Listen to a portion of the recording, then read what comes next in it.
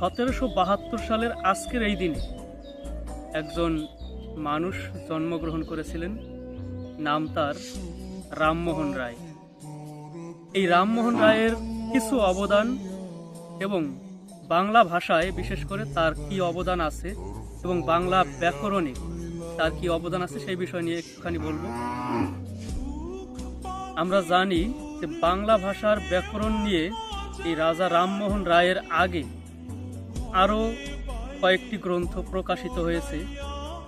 তার ভেতরে মানুয়েল দা আসোসাম্পোসাউ এবং নাথানিয়েল ব্রাসি হ্যালহেড এরা লিখেছে পর্তুগিজ ভাষায়, ইংরেজি ভাষায়।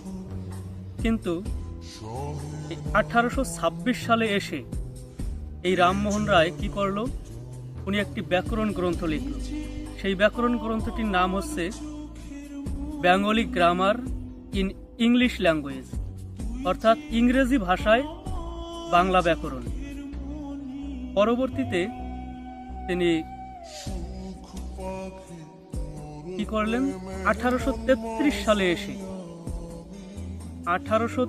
সালে এসে এই যে ইংরেজি গ্রন্থটা Bengali grammar in English language, এটারই বাংলায় অনুবাদ করলেন এবং বাংলায় অনুবাদ করে তার নাম দিলেন গৌড়ীয় ব্যাকরণ।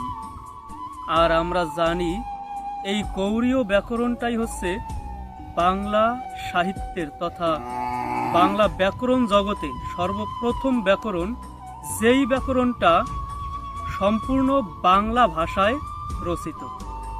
তাই আমরা আজকে সেই গৌড়ীয় ব্যাকরণের সাথে স্মরণ করছি রাজা রামমোহন রায়কে এবং তার আজকের এই জন্মদিনে তাকে বাংলা ভাষার পক্ষ থেকে, বাংলা ব্যাকরণের পক্ষ থেকে শ্রদ্ধাঞ্জলি নিবেদন করছি।